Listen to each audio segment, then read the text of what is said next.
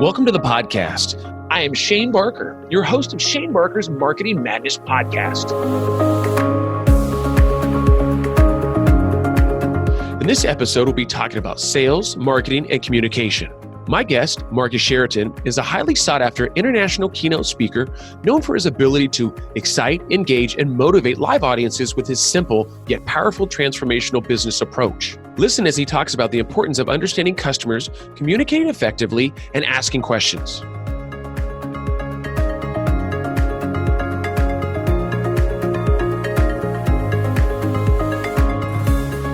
Well, cool. You guys, today we have Marcus Sheridan on the podcast. Really excited about having him here today. Marcus, why don't you tell the audience, if they don't already know about you, tell us a little bit about yourself. Yeah, so here's the quick 101. I'll try to make the long story short. It's great to be here, Shane. And I started a swimming pool company literally out of a back of a pickup truck with a couple buddies in 2001. I was essentially out of college. And things were going okay for us up until the market collapsed in 2008, 2009. And I thought we were going to lose the business. And it looked like I was going to lose my home. My two business partners lost their homes. Our 60 employees were going to have to be laid off. And that's right about the time when I really started to learn about what we might call today inbound or content or digital or any of this blogging, social lot stuff. And when I looked at it all, in my simple pool guy mind, I read this as, okay, Marcus, if you just obsess over your customers' questions and you're willing to address them, you just might save your business. And so I said, all right, we're going to be the best teachers in the world when it comes to fiberglass swimming pools. And that's what we ended up being. And again, to make that long story short, we ended up becoming the most trafficked swimming pool website in the world.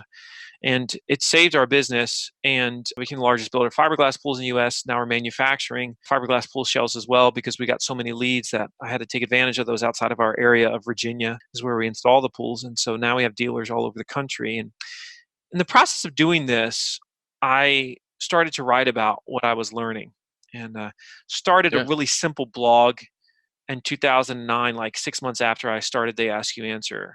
And it was called The Sales Lion.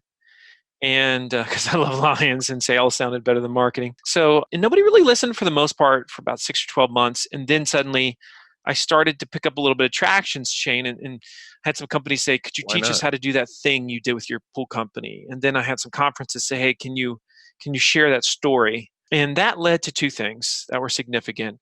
It led to me starting an agency, and that agency today is called Impact. All right, so Sales Line became Impact, and Impact has about 70-ish employees. And we do digital sales and marketing, strategy consulting for brands and companies all over the world now. And I'm speaking full-time professionally. So I still spend a couple hours a week, my pool company, still own it, spend about 10 hours a week with my agency, but I spend the rest of my time traveling and getting in front of audiences and spreading the word, which of course is They Ask You Answer. And the book came out about 3 years ago, and it just came out in a revised version because it's been growing in momentum. So usually books slow way down after 6 months. It's actually picked up after 6 months and has kept going. And so it's been an amazing ride. And so that's the journey I've been on over the last, 10 years since 2009. It's crazy. I obviously know your background. I looked at a pool company to where you're at today. It's just such a, it's an interesting thing. Because I think of not to compare you to Gary Vee, but Gary Vee as in, wine back in the day and then how it transitioned into how he learned what he learned from there. And he's taken it to the next level. And I think, it's a lot of those things where you have those companies that, where it's kind of make or break you and you're in a situation, you're like, God, how am I going to, you're learning as you go. Most people at least in 2009, 2010, weren't talking about what they were doing to be successful, right? I mean, the blogging thing started to become kind of big and everybody's like, I'm not going to give up my secrets. And I think you went the opposite route. You're like, hey, I'm going to tell everybody what I'm doing, what's working, what's not working, which I think has catapulted you where you're at today, where you're doing the speaking and the workshops because you've been doing it for so long, right? You documented your journey, which I think a lot of people didn't do. And I think that was probably I think there's really a few things, if I'm looking at it analytically, right?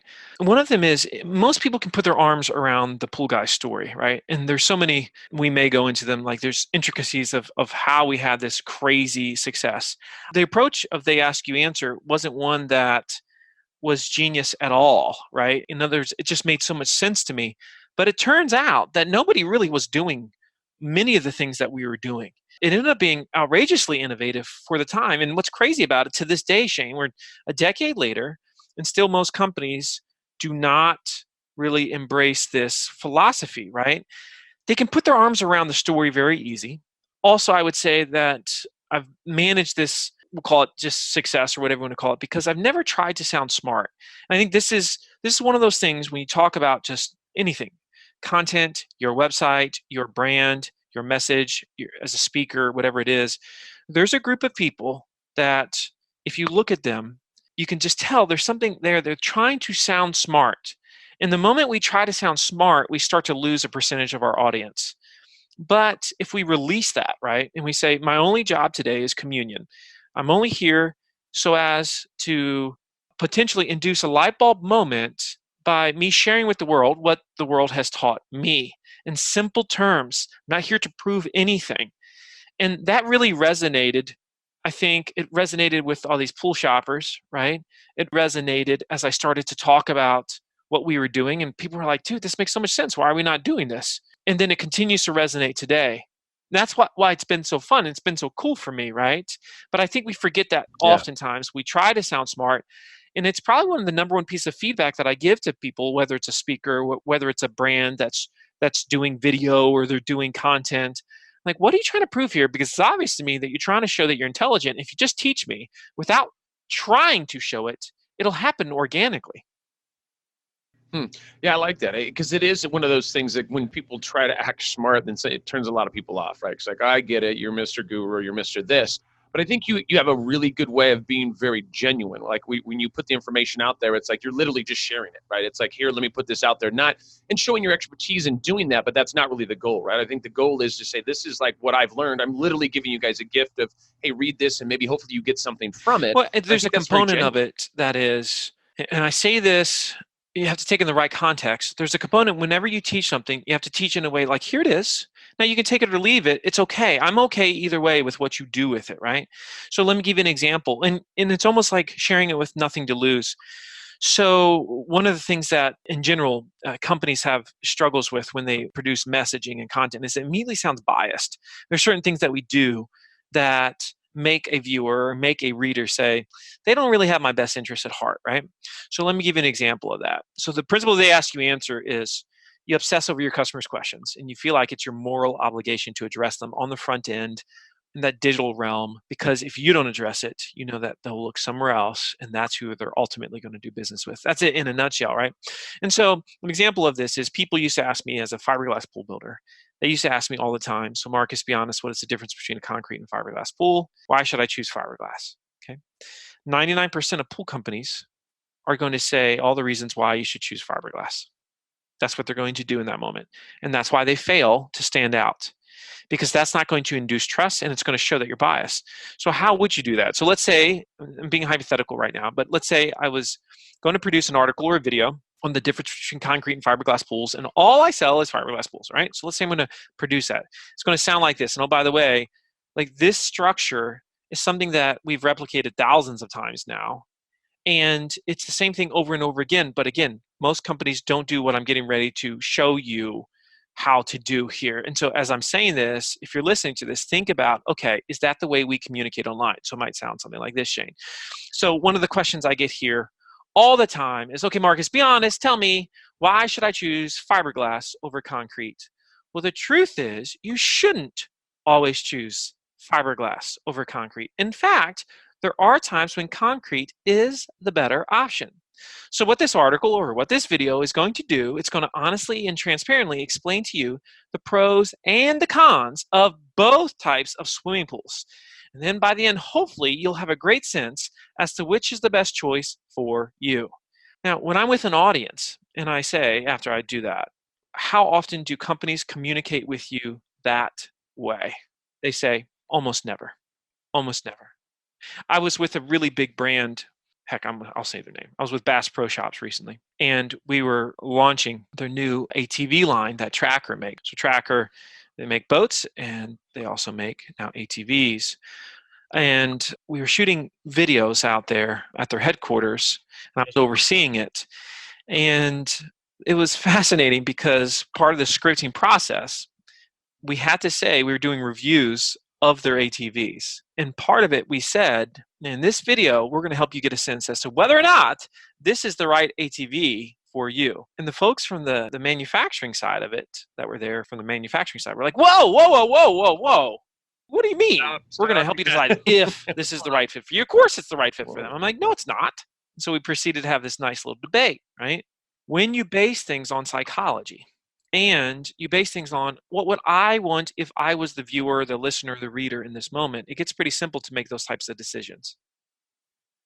Yeah, for sure. Yeah, and I think that's what's interesting is that it's like most people would sell, right, on why this is the best option, right? Not really necessarily think about what are they looking for. They're looking for a non-biased opinion from somebody who's usually going to be biased. So you're really giving them the answer of like, here, once again, it's not for everybody. I mean, I get that about, so I do, most of my speaking stuff that I do is about influencer marketing, just because it's kind of the hot term and I've been doing it and I teach a class over at UCLA. The reason I'm telling you that is because what people will say is, well, influencer marketing is good for everybody. I go, it's not. It's absolutely not, right? And I'll tell you, there's obviously certain niches and certain companies that it makes more sense to do influencer marketing, but it's not for everybody, right? Because I don't want to sell you as it's for everybody. And here's the reasons why it is good for certain companies and not good for other companies. And I think people appreciate that, right? Because they're not used to that. They're not used to people, because that's the thing is you're not trying to pull in everybody, right? You're trying to pull in the people because then you're going to have a better qualified client, right? Or person, because they've read through this and said, hey, out of these 9 things, 8 of those are me. And these are the 2 big things I was worried about. And that's why it makes more sense to go with a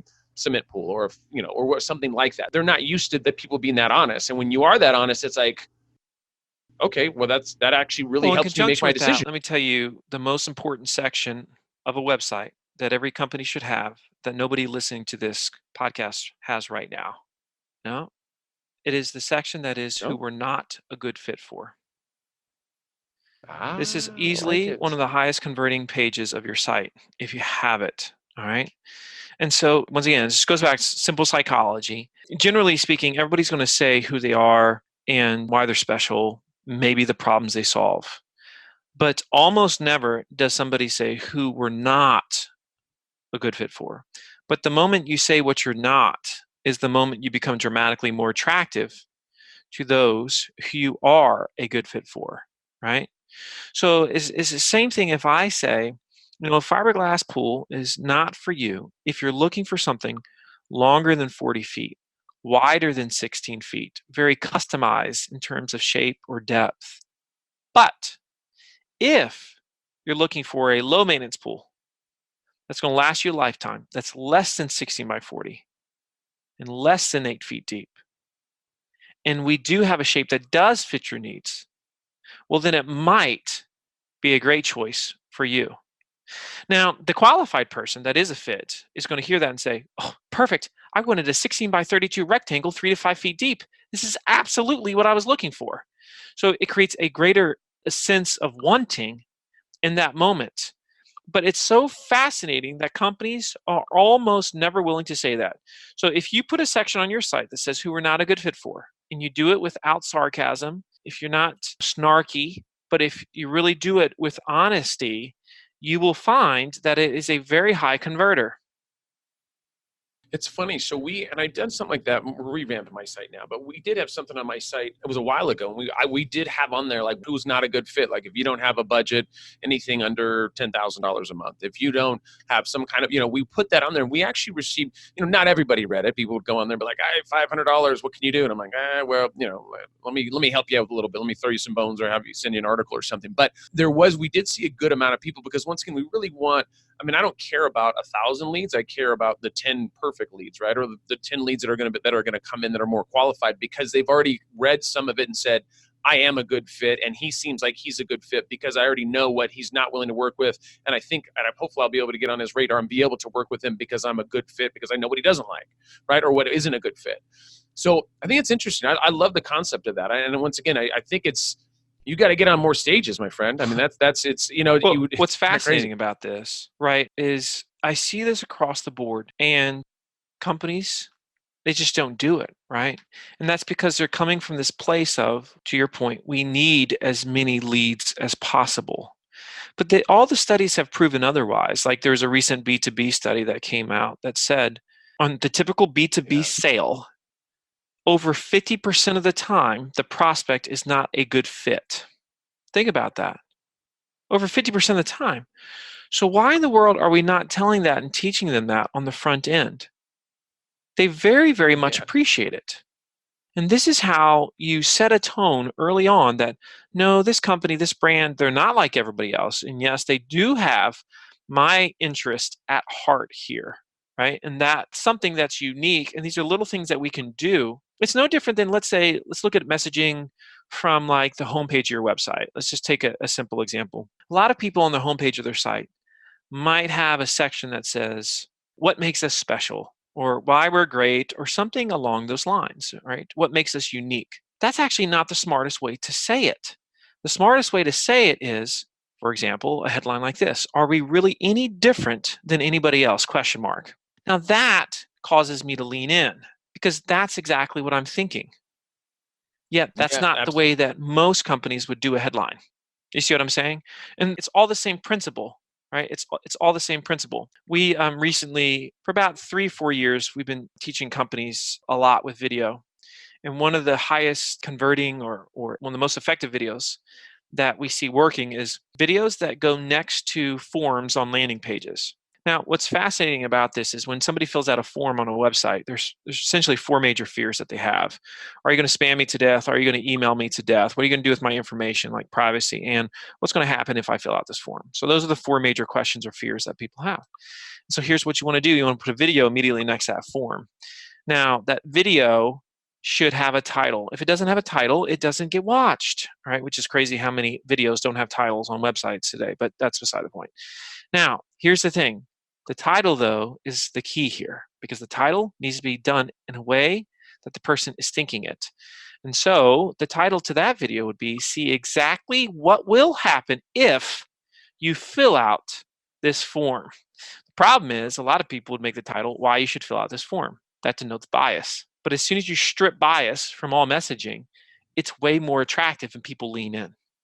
So how did you, and it's so funny, we're doing this podcast a little backwards, which I do appreciate. We're not going to move back. I'm not going to find out where you grew up at the end of the podcast. So what's interesting for me about this is, how did you come about? I mean, was this all from the pool game, from you jumping in there and you kind of realizing some of this, like having some aha moments? I mean, was this something that, I mean, usually that's what it is, right? It's not that, hey, I went to, this university and I had an instructor. I mean, potentially, but for you, is it just real world experience? Like you're in the middle of this thing going, okay, I'm about to lose my house. A lot of stuff's hitting the fan. And I'm like, okay, wait a second. If I really evaluate what people are asking and I answer those questions, because it's what you're saying sounds so simplistic, right? When you say it. Now, before that, it wasn't, right? I mean, It is. 20 minutes ago for me, but now when you say it, I'll go, God, that's the most simplistic thing ever. But yet brilliant, because once again, people don't think about when somebody comes to my website, what are they truly thinking? Like, what is their fears? What are they worried about? What are they, right? And a good percentage of them have those same fears because we're thinking about it like we've got to hurry up and sell them because we have 7 seconds. It's like, well, how do I pull these people in and how do I get in their head and think what they're thinking? And I think it's just brilliant in nature. Yeah, so I appreciate this question, and it is a more difficult one to ask because I could tell at an early age, right around 20, I guess it was, that I explained things generally, and it wasn't arrogance, it was just a knowing, if you will. Mhm. I could tell that I explained things in a way that people understood them better than many other people did. Mm. And I noticed as I was obsessive about watching receivers of information and how oftentimes they didn't get it. So, like, let's say I was watching somebody teach someone else, and I was watching the student or the receiver, in this case, the audience, whoever it was. And I remember thinking, even at a younger age, all right, even in my teen years, I was like, well, the person doesn't understand, yet the teacher's moving on. Why? This doesn't make any sense. Why are we moving on right now? This person doesn't get it. And it would cause me like complete anger. Like, really? Why? And so it was this early innate sense for, okay, simplicity is beautiful. And if you can say things in an incisive way that anybody could sit there and say, that makes sense to me, you're going to ultimately be a more effective communicator, right? And then that's also where the ask you answer comes from. It was the most simple strategy that people could put their arms around. Okay, so if I've gotten the question, I just need to be willing to address it the way they think it, feel it, say it, and search it. Yeah, okay, I can do that. See, there's nothing complicated about that. A lot of people would try to make it more of a science than what it is.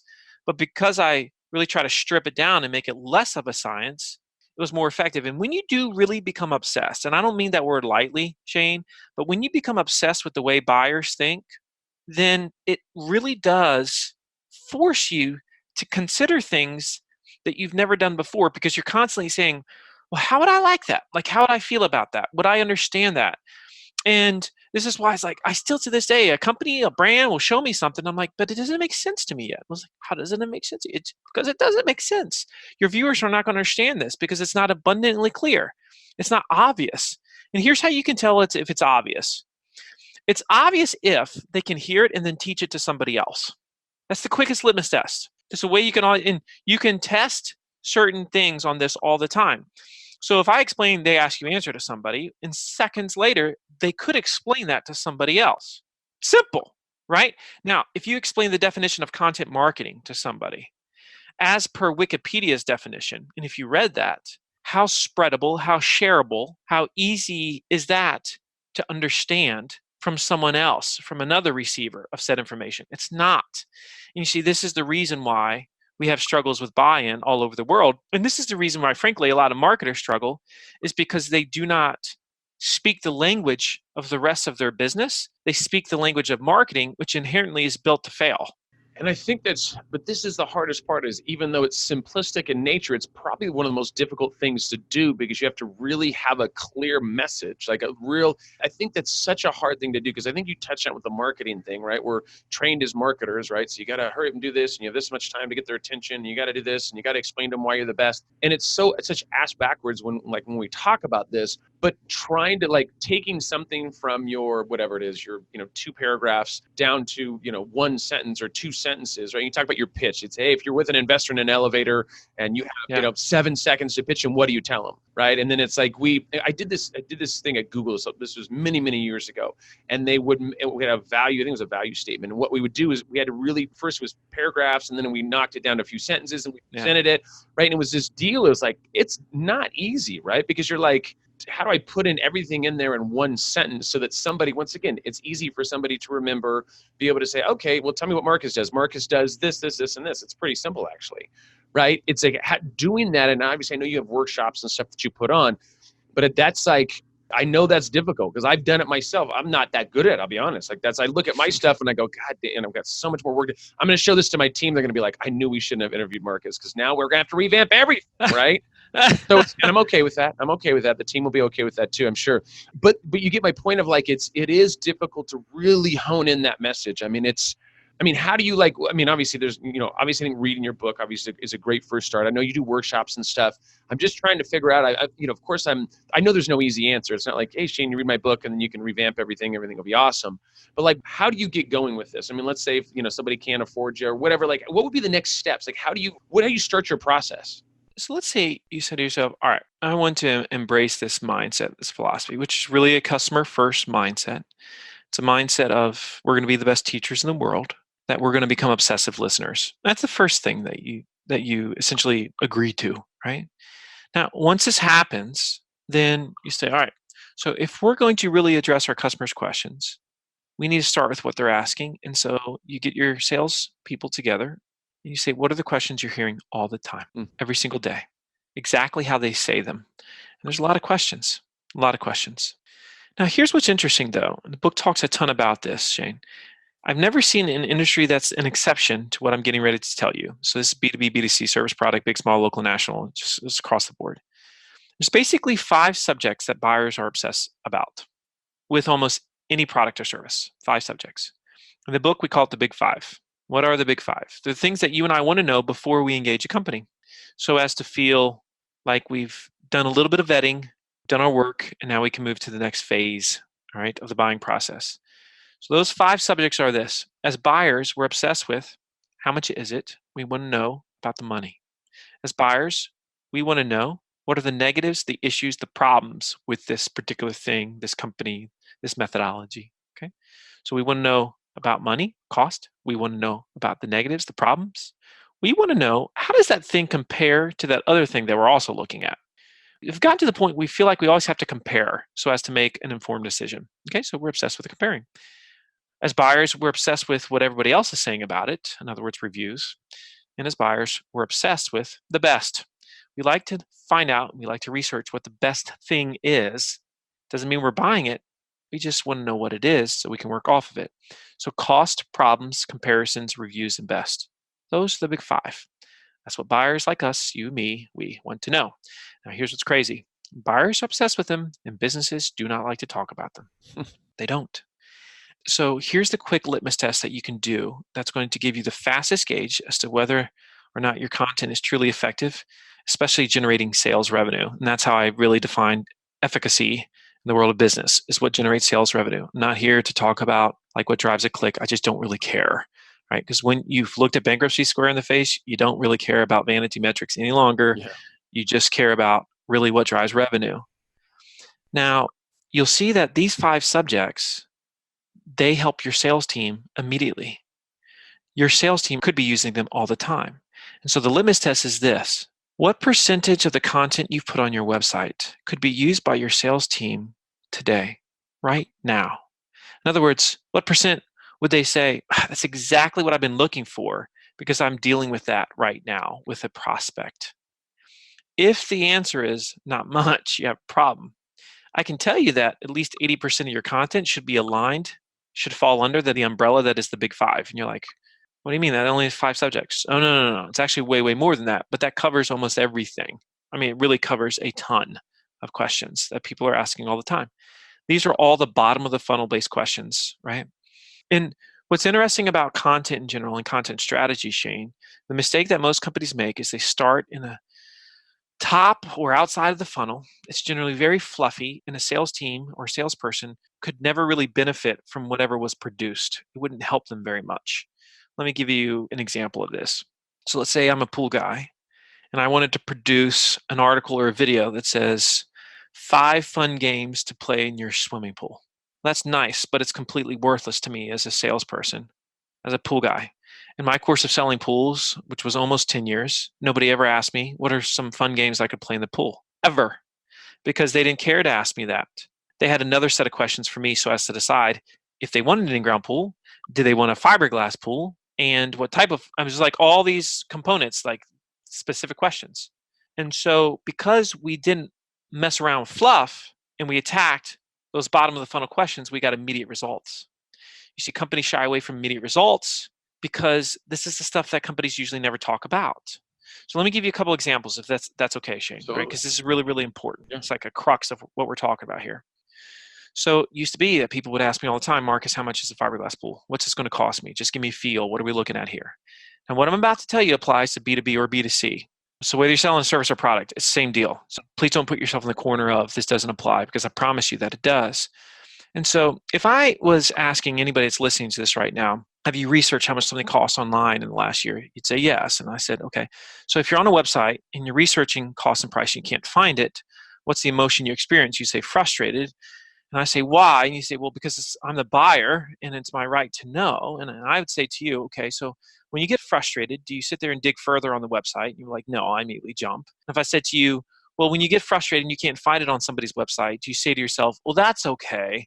They're not talking about cost and price. They're a value-based business, and I'll call them on the phone instead, which again is completely false, because that's not what you do. It's not what we do. Instead of calling the company or digging further on their website, we just keep searching, and we search until we find. And generally speaking, whoever gives us the answer we are looking for, they're going to get our business. And if we get to the psychology of this, the real reason we get so upset as buyers is because we know as the buyer that they know as the business the answer to the question. And because we know they know the answer, they're not giving it to us, we now feel like they're hiding something from us. And the moment you or I feel like anybody's hiding anything from us, well, then trust is gone. And that's the business that we're all in. That's the one thing that we all share. So you say, well, Marcus, you don't understand my business. No, I do understand your business. In fact, there's 3 major reasons why companies don't talk about cost and price on their website. It comes down to 3 fundamental reasons. The first and the biggest one is the old answer, well, it depends. We have a customized solution. Every job is different, et cetera, et cetera. So if I came to anybody that sells a product or service, and I came to you and I said, so can you help me understand the factors that would drive the cost of your product or service up? You'd say yes. If I said, could you explain the factors that would keep it down? You'd say yes. If I said, you gave me a quote and some of your competitors gave me a quote, and I see that they're very different in terms of price tag, but you're essentially all telling me that you're going to sell me the same thing. Help me understand the delta here. Why is there a difference? Could you explain that? Anybody would say yes, because you've probably explained that, especially if you're in sales. You've explained that hundreds of times over the course of your lifetime in that profession, right? So the idea of it depends, it's the easiest one to explain, and it's the most important one to explain. You need to explain all the factors that drive it up, the factors that keep the cost down, and why some companies are expensive, why some companies are cheap. If you do not explain that, you will unintentionally commoditize the very product or service that you're selling, because what commoditizes anything is ignorance in the marketplace. And what allows ignorance in the marketplace to exist is the fact that companies don't talk about the basics until after somebody has shook the hand of the salesperson, which goes against everything that we have become as digital buyers and digital consumers. The second reason why we don't talk about cost and price on our website is we say things like it's too expensive, or we're more expensive, and we don't want to scare people away. But what we all know is the thing that actually scares us away is when a company doesn't talk about cost and price. It's ignorance. That's what scares us. It's no different than, let's say, hypothetically, you wanted to go to a new restaurant tonight, Shane. If you're like most humans, you're probably going to do two things. You're probably going to look at reviews for that website, and you're probably going to look at their menu before you go. It's pretty common. Most people do this. So if you go to the menu before you go and there is no pricing, are you still going to go? Almost all people now won't go. And it's not because they can't afford it, because you could afford most restaurants. It's because they left it blank. And the moment they left it blank, they plant a seed of doubt. When seeds of doubt exist, inertia occurs, and we stop. That's just how it works, right? Third reason why we don't like to talk about cost and price on our website is we say things like we don't want the competition to know. What's funny about that one is if I came to anybody that's had any experience in an industry, especially in sales, and I said, do you have a pretty good sense as to what your competitors charge? They would say, of course. And so here's the big secret. If you know what your competitors charge, or roughly what they charge, it means they also know what you charge. This is the big secret, non-secret. Everybody acts like nobody knows what everybody's charging, when in reality, everybody has a pretty good sense as to what everybody else is charging. Besides that, when was the last time your competitors paid your bills? They just haven't, right? So why in the world would you allow your competitors to stand between you and that thing that we call trust? So if you look at it like this, it just doesn't make sense. We produced an article on how much does a fiberglass pool cost, right? We were the first swimming pool company in the world that aggressively talked about swimming pool cost, all the factors that drove it up, that drove it down. We gave price ranges, we gave the whole nine. And to make a long story really short, Shane, because I wrote that article on how much does a fiberglass pool cost, or a guide to fiberglass pool costs, it's made over $7 million in sales since the day it was written for my little swimming pool company. $7 million. $7 million in sales off of that one article that explains why it depends. You see, you can't always answer, but you can always address. And this is the part that too many people forget. And usually the victory goes to the one that's willing to have the conversation, even if it means that the answer isn't found, but they at least help the buyer, the consumer, say, okay, now at least I understand the parameters here and I know what I'm getting myself into. $7 million. For 90% of our clients that I've worked with, which is hundreds of clients that we now have that have embraced the Ask You Answer, for 90%, this is B2B included, the number one traffic, sales, and lead generating content has to do with cost and price. Yet when I'm in a room, Shane, and I ask audiences, because I do this all the time, and I speak full-time professionally, right? So I'm always asking this question, how many of you in this room right now talk a lot about cost and price on your website? I've never had an audience where the number was over 10%, ever. If you go to a B2B service-based audience, it's less than 2% of the room. It goes contrary to all logic, yet it's still a prolific problem amongst businesses all over the world. We're simply not treating others as we ourselves would want to be treated as buyers. We want to know. And if we know and we feel good about it, then I'll give you a call. But if you don't bother telling me and you expect me to make a call out of ignorance, well, then you got nothing coming. That's the game that we're in. So the psychology of it, so how did you get, I mean, when you talk about the psychology of, is this, once again, is this something obviously over time that you've realized, or is this, I mean, because you're heavy in the psychology side of things. And once again, when you talk about it, you remind me of one of my instructors in college, where I was like, it was like 1,000 aha moments. She's writing on the board. I can't raise my hand fast enough, because there's so much stuff that's going on when you talk about psychology and the way that people think. And it's usually, I mean, it's, there's 1,000 blog posts about it, about psychology and how people buy, but yet it feels, as marketers and as brands, we've like gone the opposite way because of, for whatever reason, like it's kind of, it just seems so counterintuitive, once again, as you explain it. Well, to me, I'm just really good at analyzing my own behavior, right? So I'm constantly throughout any given week saying, well, I would like that. I'd want to know that, or that would turn me off. That would annoy me. And so I think we actually overanalyze. I don't think you need to read any books on psychology. I have not. But if we're just willing to look at what makes us feel good about a company or about a piece of content or about a video, what makes you look at a thumbnail in YouTube and say, I don't like that guy, yet you haven't hit play yet? Analyze that. There's something there. By the way, the answer to that is the person is trying to appear smart in the thumbnail, and immediately that turns you off. That's the reason, if you got to the core, right? It's a threatening component to it. And so I just don't think most marketers spend enough time in this land of self-awareness, really looking at it and calling a spade a spade. And we've all got this capability within us. I think it's untapped for the most part, Shane.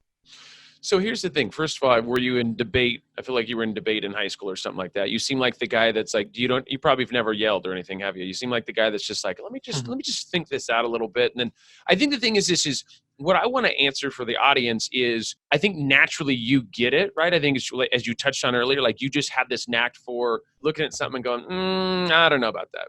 That doesn't feel right. I mean, right. Let's be right. That's it, right? You look, no, you're intuitive. Yeah, that's not. No, we're not. No, that doesn't resonate with me. I mean, here you are with Bass Shop, right? You're at Pro Bass Shop, and you're like, let's debate that a little bit, But I think they enjoy that, right? The idea of this is like they hire you for a reason. They hire you as a consultant. Come in here. It's not to be the rah rah yes person, right? Because everybody can hire those. It's a guy. That's right. That doesn't make sense. What do you mean it doesn't make sense? I'm just telling you. Let me tell you why it doesn't. Like I could probably, I guess the thing for me, I could look at something and not realize why I don't like it. I don't go the next step and analyze it, right? I don't go in and say, okay, like what YouTube snippet as an example, like why do I not want to click on that? Like what is the rationale behind that? I'm trying to think how we get just like 15% of Marcus in our life, right? Where we look at something, what's true value, right? We're not going to hit 100 because, you are who you are. But like, how do I look at something other than stopping and thinking, right? And being in the moment and looking at it and going, okay, what's the problem here? Why am I not clicking on this? And I think the issue is that, we, as people, we get marketed to, what is that? How many, like thousands of times a day or whatever the number is, right? Mm-hmm. And at like what point, I'm trying to think if I was a brand or an agency, like, hey, we want to talk with my marketing team and I want to like, how do you reevaluate that? I mean, I think consultants are obviously great and that kind of stuff where you bring people in is kind of, because you're in the middle of it, right? You're in the middle of this thing that you think is great and all of a sudden but you don't have any sales, you're not sure what's going on.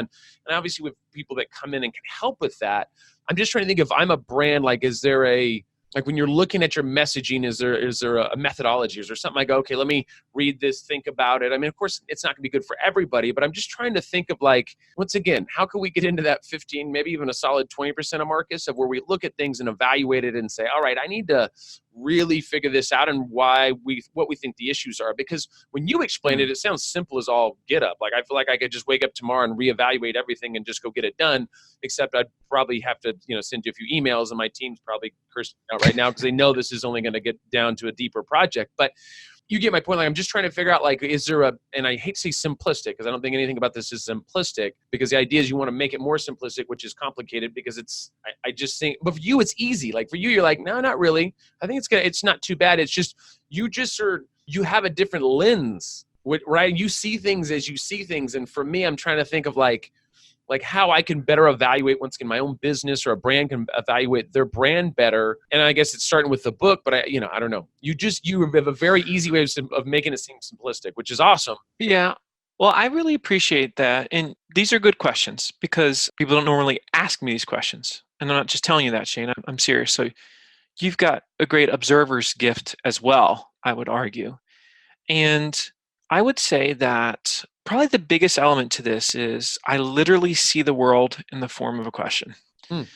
So let me give you a couple examples of this, just looking on a level that we all understand, which is a child parent.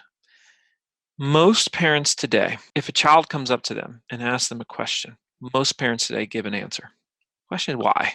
Like, why do most parents give an answer? Well, there's two reasons.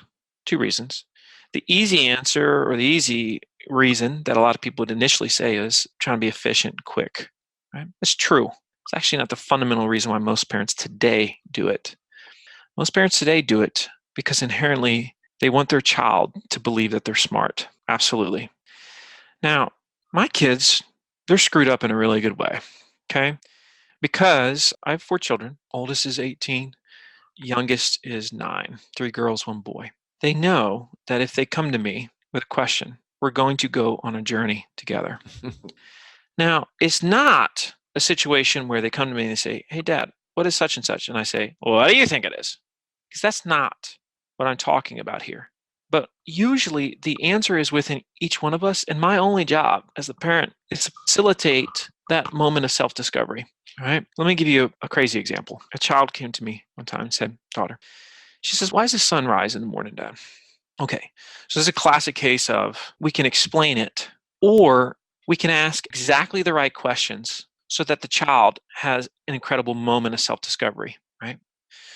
So instead of just saying, well, this is how it works, I literally, with her, went on this journey of I would just pose a question and she would come back and she would say, okay. And then I would pose another question and you could tell she would have another moment and she would start to get it. And then suddenly she comes to me, Shane, like as we're talking, she's like, I got it. I got it, Dad. I'm like, okay, what is it? She's like, the sun's actually not rising.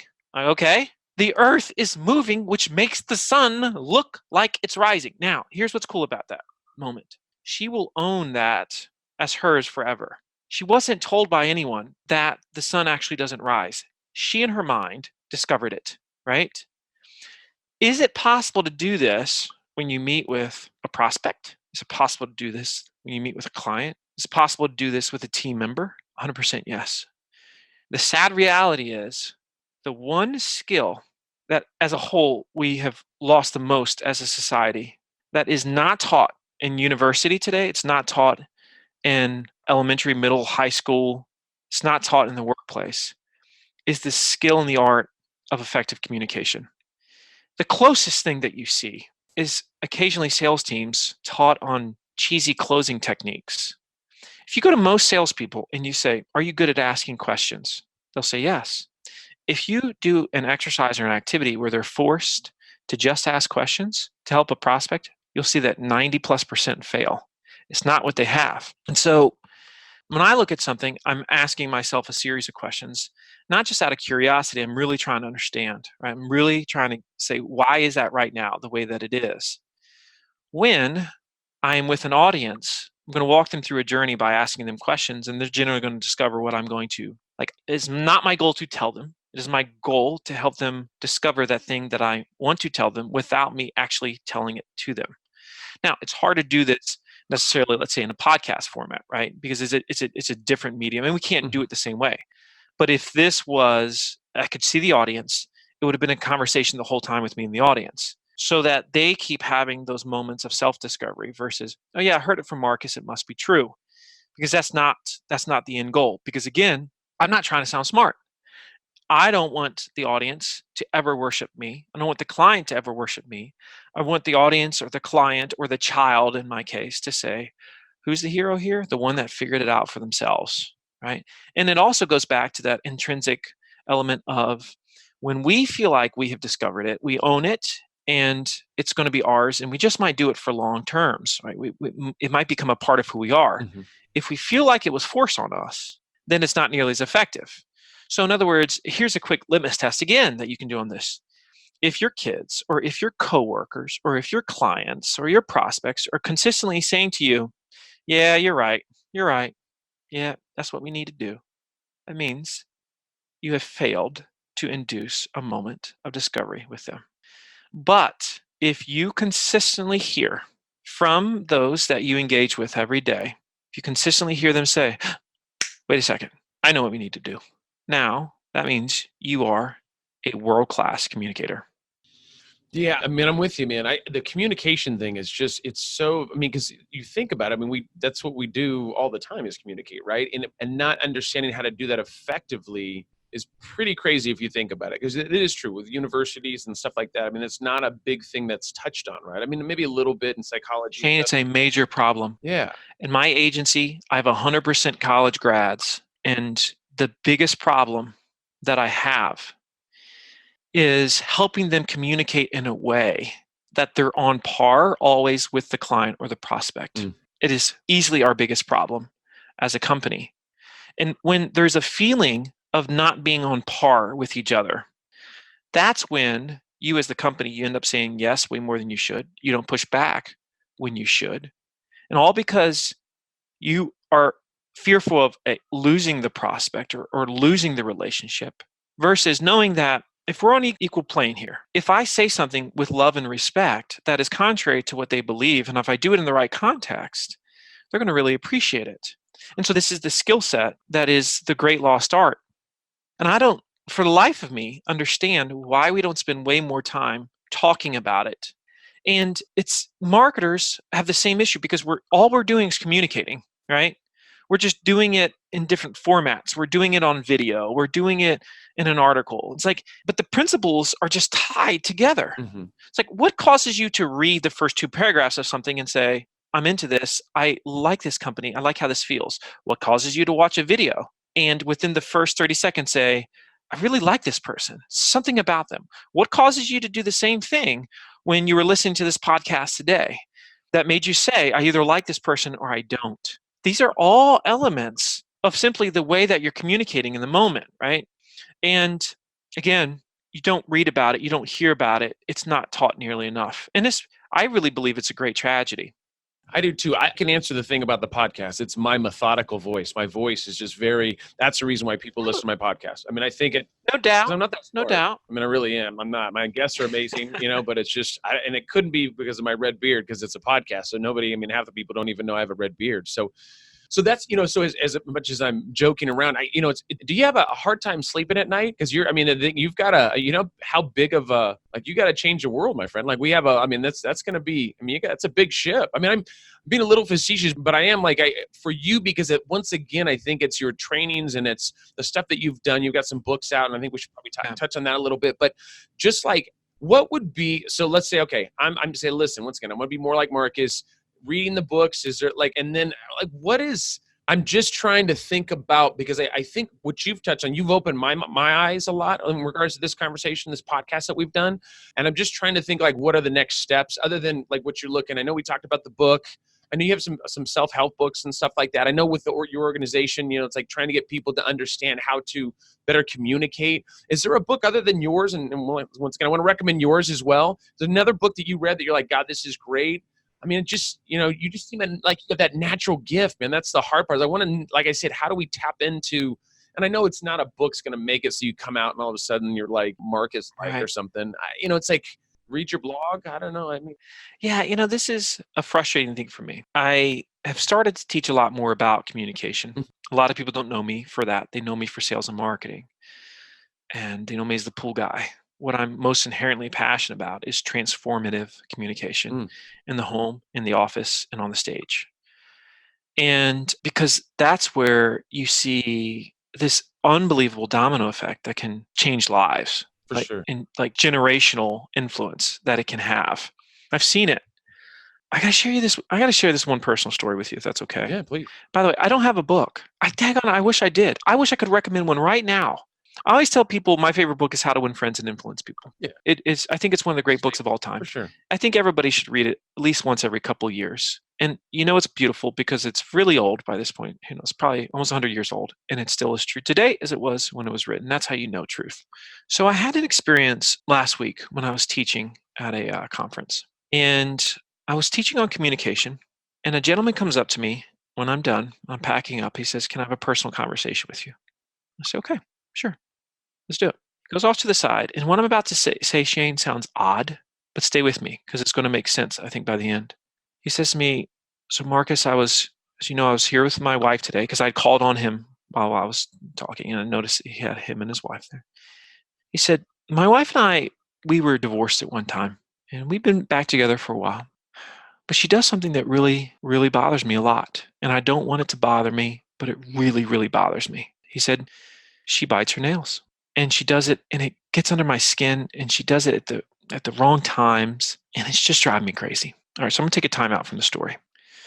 So what do most people do in this moment? How would most people answer this question? Plus, you have to ask yourself, now, why is he coming to me and asking me this right now? Not necessarily a counselor by any stretch, right? But he just heard me talk about communication. And so he asked me this, and hopefully if you're listening to this right now, you're thinking to yourself, okay, here's what I would have said. Here's what I said. Was there ever a time when she wasn't biting her nails?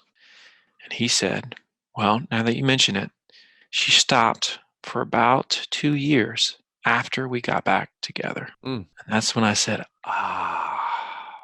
now it's clear.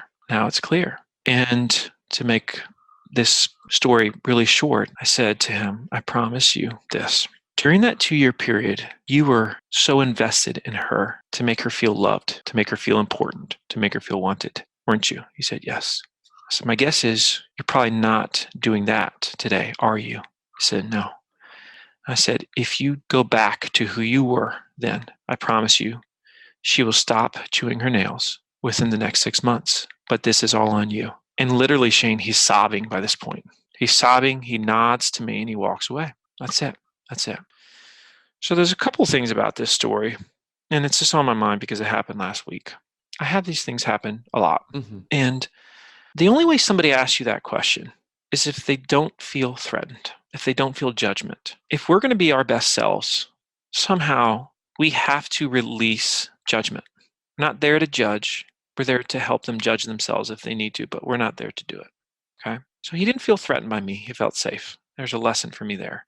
See, that's the type of questions I ask myself. Why did he come to me? Not in a, yeah, he should have come. Like, why did he come? Right? And the other thing is, a lot of people might have given answers. Did she get her nails done at a salon? That's one way to stop. Have you tried the formula that they use for your nails? Have you tried that nasty stuff that you can put on? Like, we say stupid things. Yeah. We say stupid things, right? But if you see the world in the form of a question where you release trying to give your answer, okay, but you're really, really searching for a moment of self-discovery, what happens in this context is he's able to say something like, well, there was a time when she wasn't doing it. And as soon as I hear that, now we've got our answer. We've got our answer. And he knew what he needed to do because he realized, she'd stopped because of me. And so I need to get back to that person that I was. That's the beauty of seeing the world differently. Yeah, it really is, man. That's actually an awesome story because I think really what it comes down to is when you ask the right questions, right? And I think just anything that comes down to good communication, right? Because you have that. For me, I have to think about this later of what I would have asked, but it wouldn't have been what you asked, right? So it's like you have this knack for being able to evaluate things at a very fast, right? Because obviously the person's asking the question. You can't go, hold on 1 second. Let me go ahead and think about this for a few moments. Let me turn around and then I'll come back around and look you in the eye and I'll give you my answer. It's like you have that for you. It's just this natural process. And that's the reason why I was like, do you sleep at night? Kind of being facetious, but because you naturally, it's almost like the people, I'll give you, this is my example. So I remember Robin Williams. I remember like seeing his comedy and I remember the way that he would deliver. A lot of people wouldn't get most of his jokes. I would watch it and I would catch a lot of it. And I'm not saying that I'm more intelligent than other people, but I would just understand it. And then, he just had this knack for just building on things and saying things. And for me, I was like very in awe about the way that he did comedy because he was talked really fast and he this and this. And it was like, man, you could watch it 10 times and pick up 10 different things. And he just had that talent, right? And so I think you also have that same talent of like, in the sense of just being able to, and when I say read a book, and of course we're giving, go read a book and you'll be like, Marcus, when you get older, that's not the deal, right? You were given a talent and for you to be able to assess that. And I think it's awesome that you're out on stage and you're looking to make a bigger impact. That's not necessarily sales and marketing, because that's awesome for your impact there. But just what you touched on earlier was like, you literally could impact lives and impact like generations of people if they start to do things a little differently and think about, it's like when somebody says, hey, how you, or, hey, have a good day. Yeah, you too. Like it's all these kind of things that we just naturally say instead of really, not that you need to fully evaluate that, but we don't, right? It's this kind of like this little communication is like, we just got to give them an answer or to say something to them and make them feel this or feel that. It's like, but really you seem to be something, I'm not going to say a healer, but like somebody who just really gets it. Like you go through the layers of, I'm not gonna say bullshit, but I'm gonna say, but like this layers of things you just like, and you kind of, you're able to tap into that. And that's a true gift. I mean, it just is. And I think you realize that, right? I mean, that's awesome. Yeah, right. And I appreciate that. And at 41, which is how old I am today, I'm at the point where I've accepted that my calling is not always going to be sales and marketing. Mm-hmm. And, I think we misconstrue labels. When I was 23 or 24, a family member came to me and said, I heard you started a pool company with a couple people. I said, yeah. And she looked at me straight, square in the eye, and she said, what a waste. What a waste. And I thought to myself, I can't believe you just said that, right? Yeah. And of course, that pool company that pool story has been talked about all over the world now. And that allowed me, as the pool guy, that was the step to become what might be considered a sales and marketing speaker, Yeah, right? for sure. And that took me all over the world to the point where I started having people ask me other questions. And I knew that there's more here to unpack, Mm-hmm. which will lead to the next phase, which is communication. So my 20s was about swimming pools. My 30s was about sales and marketing. And I think my 40s, it's going to be heavy into communication, right? And that's why we have to be careful about thinking we understand exactly where this all is supposed to go and how we're supposed to get there. If we release that and just obsess more on, am I really making progress, right? Am I being my best self here? Usually those other doors that were supposed to be open, they will open at their own time. And then it'll all make sense. We'll look back and say, oh yeah, of course I was supposed to be a pool guy. Well, and it's everything's foundational and appreciate the journey, right? I think that's the thing is people always want to be in control of stuff. The thing is I mean, we're all in for this ride, right? You got to put on your seatbelt and put on your helmet and this thing called life, and you go through it, right? And the thing is, I think it's so funny. We talked about entrepreneurs and people say, oh, like how do I be successful? I'm like, fail 1,000 times. And then understand what you learn from that, because it's only gonna make you stronger in the future, like with whatever you do, right? And understand that. That's how you get your experience. That's what has taken me to where I'm at today, where you're at today, is because of our experiences, the things that have happened in our life, whether they're successful or not successful. The key to the whole thing is, what have you learned from that, right? And how do you take it to the next level? And I think I love the 20s was pool, right? Because that's my biggest thing. When I looked at your background, I was like, he was doing pools for 17 years. Like, how does that transition to what you're doing today? Like, it didn't even, I'm like, there's a huge disconnect, but obviously I'm sure you get that from everybody. It's like, and then you have, but this is going to be one of my final questions for you. So you said that was your aunt that said that to you about the pool thing, said what a waste? It was a family member. Yes, it was a family member. Did that family member come back and ask you for a discounted pool over time? Tell me they did. Did they not? A little bastard. No, never came back. Good. But I got a feeling she certainly ate crow, just realized, but who knows? But I only say it not because it bothers me today. I'm really grateful she said it. For sure. Right? Because now I'm like, oh, that's a beautiful thing to hear, to be a stimulus. Yeah. It helps me recognize that it's not so much the label at all, right? Because, what an honor it is. And so when people today say, do you mind telling the pool guy story again? I mean, I know you've said it a million times, Marcus. I'm like, why would I ever mind that? Yeah. It is such a foundational element of my life. It built you. I'll always be a pool guy, even though I don't sell pools anymore, right? I'll always be a pool guy, and I'm thrilled with that. Yeah.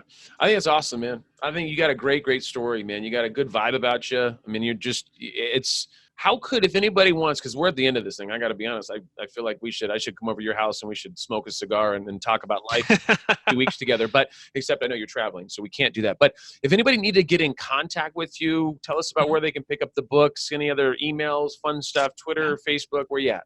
So you can email me directly. I always love hearing from people directly. It's Marcus@MarcusSheridan.com. Sheridan. So Marcus, MarCus at MarcusSheridan.com. They Ask You Answer is, of course, available on all the majors online. It's got a revised version that just came out last month. Nice. And so make sure you look for the revised version. The audiobook, the current one, is not me, but the next one that's coming out, which will be available in about 6-7 weeks for the revised version, that is my voice. And so I just want to give you a heads up if you're listening to that. But please email me directly if you have any questions, if you need any guidance, or you want to talk about any of that sales, marketing, whatever stuff, tradings, all that jazz. I'm happy to help with you. Sounds like a plan. Marcus, it was awesome having you on the podcast today, my friend. I appreciate you taking the time today. And once again, if anybody needs to get in contact with Marcus, you have that information. We'll include that in the blog post below. We'll have all the juicy information on how to get Marcus's book and how to get in contact with him. Cool. Thanks, man. You're welcome.